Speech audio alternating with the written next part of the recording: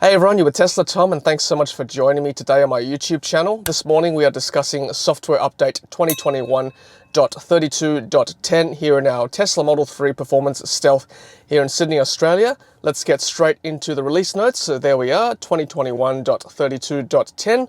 We get immersive sound. So what is immersive sound? Immersive sound now has additional granularity along with an auto setting which will adjust based on the type of content playing. To access, tap media, audio settings, immersive sound, auto. So let's have a look at that. So let's go to the audio settings. Let's press settings. And there we are. Straight away we see under the tone section, we see immersive sound. That's a new setting down here. So we've got off, low, standard, and auto. Okay, so now in the background, I've got a bit of just lo-fi music playing. I won't play too much of this because I might get a copyright infringement, but currently it's on low. Let's put it on off.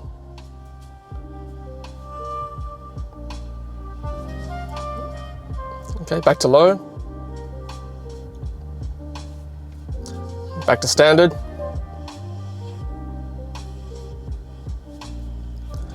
Look, I honestly don't really notice too much of a difference. I guess I probably need a longer test, and Tesla has said that it'll adjust according to what type of music is playing, so we'll give it a bit longer on our drive to see whether we've noticed any difference at all. So that is immersive sound.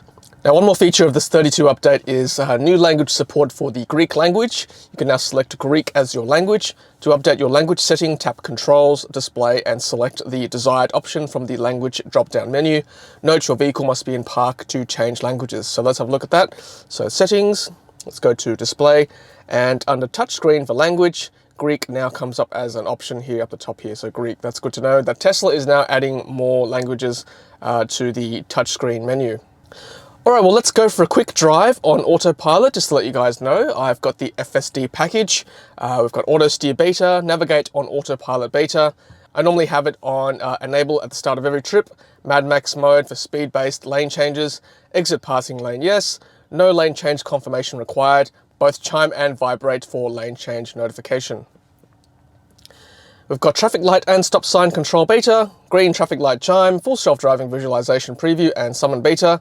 Of course, if you've just got basic autopilot, you won't have many of these features, but you still get autopilot or auto steer as basic with the car. All right, let's head out for a quick drive. Alrighty guys, we are on the open road. And by the way, I am driving this morning because I have a legitimate reason to leave home. Let's engage autopilot, double tap with the right stalk. I am actually heading out to work as an essential worker this morning in line with public health order restrictions here in New South Wales. We are driving into the sun this morning, heading eastbound, so hopefully you guys can see what's happening. If not, actually I'll leave the visor up. You might be able to see more that way. I should be able to see with it on. Just passing this truck here next to me. It's the car is avoiding it pretty well there in the middle lane. I dare say it moved a touch over to the right-hand side of the lane. So yeah, that's good to see. So there's a little nag there that comes up every now and then. For those of you who don't know how to drive autopilot or haven't driven autopilot before, you've just got to waggle the wheel just a touch, not a lot, just like a minuscule amount, just to let the car know you're still alive basically and still driving the car. And these two tram tracks here is for basic autopilot, not FSD or navigate on autopilot, which I don't have FSD. We're not in America, we're in Australia here, so I've just got basic autopilot on this road for now. I do want to go right. Let's see what happens. Yep, I've just got to disengage there, unfortunately. Otherwise, it probably would have taken me up there. I want to go in this underpass here. Now, so previously on this underpass, it has actually thought that we were up on the surface road, so it's actually dropped its speed in previous updates. So we shall see what happens, particularly with the next sort of bridge. It will tend to drop its speed or even follow the traffic lights up there. You might be able to see up there on the top there. So hopefully that's been fixed with this update. Otherwise, it's quite a nice smooth drive for now. Not many cars on the road this morning. Okay, so far so good.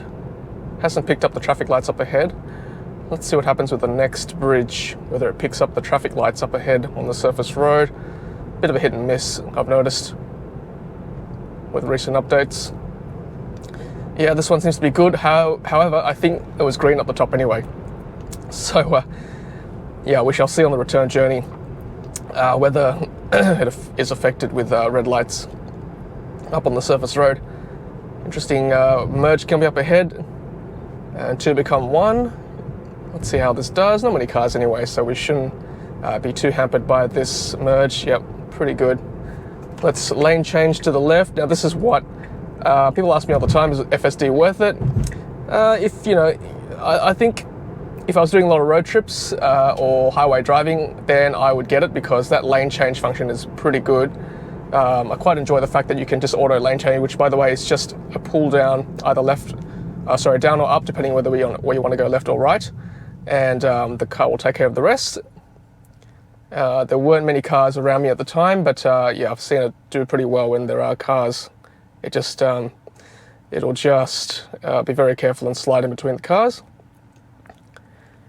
Having said that, I probably wouldn't engage auto lane change if there were too many cars anyway, as per a normal driver. So when you are not the first car, this car will proceed if it's a green light. Having said that, it just stopped for some reason. It does that sometimes. If the car ahead goes too far ahead, it doesn't actually pick it up for some reason. Then you've got to actually manually put the foot on the accelerator, or just tap the right stalk here to proceed on green. Yeah, it's a bit of a quirk. I don't know why it does that. I was the third car definitely on that lineup. So yeah, go figure. But if you're the first car at a traffic light currently with the way Autopilot works, then you've got to tell the car that the light is green and you're happy to proceed. It's a nice road to do some Autopilot this morning. Warringah Road, heading eastbound. Heading from one end of the Northern Beaches to the other, basically, east to west, or west to east in my situation. So yeah, pretty good. 7:26 on a Friday morning, under restrictions, so I wouldn't expect too many cars at this time, especially going eastbound towards the water in Sydney.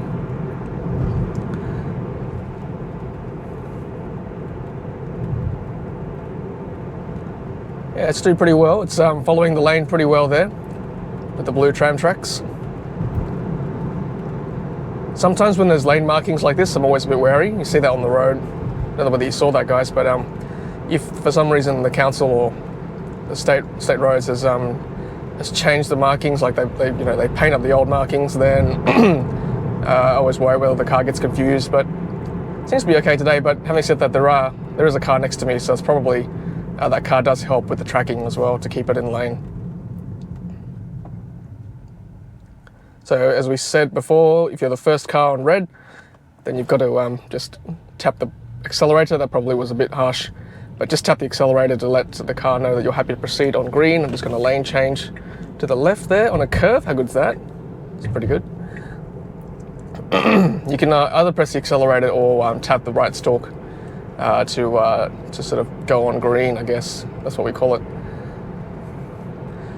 Now what I like about the cruise control and autopilot function with our Tesla is that, let me just get around this bike here, is that it does keep to the speed limit really well. Like, it just hugs it. It's particularly useful if there's an upcoming speed camera, or if you don't want to go too fast down a hill, for example. It does really well from that point of view. It just keeps to the speed limit really well, in my opinion. Better than any other ICE car that I've driven. So we've got a speed camera coming up. So here's a good example of it being downhill and the speed camera.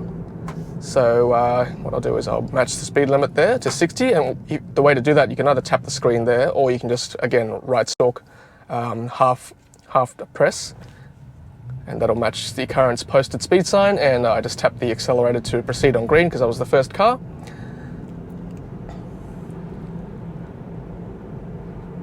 Okay, and I might lane change here as well on a curve. It's pretty fancy. Did that pretty well. There's the speed camera there, and again, like I said, it goes downhill on a speed limit pretty well. Now, this is a really wide intersection here on the Pittwater Road and Warringah Road Junction. I'll have a very low threshold to take over, just because see how wide that is. And there's no lane markings across the intersection to go straight, so I've got a feeling it probably won't won't do well in this situation. All right, here we go. So it's on green. Let's see what happens.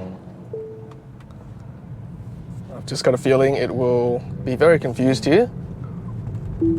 Yeah, so that disengaged. I think I probably did that because I probably gripped the wheel a bit too harsh.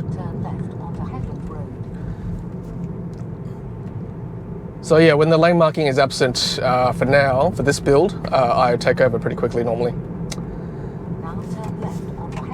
Okay, so in its current form, Autopilot does not turn for you, so that's why I turned it off as well. But having seen FSD Beta in America, it's pretty awesome. I can't wait to test that in Australia when that arrives finally. Hopefully soon. Hopefully soon.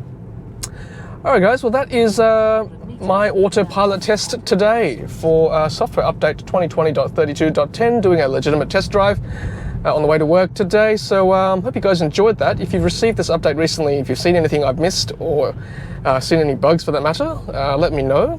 Leave a comment below.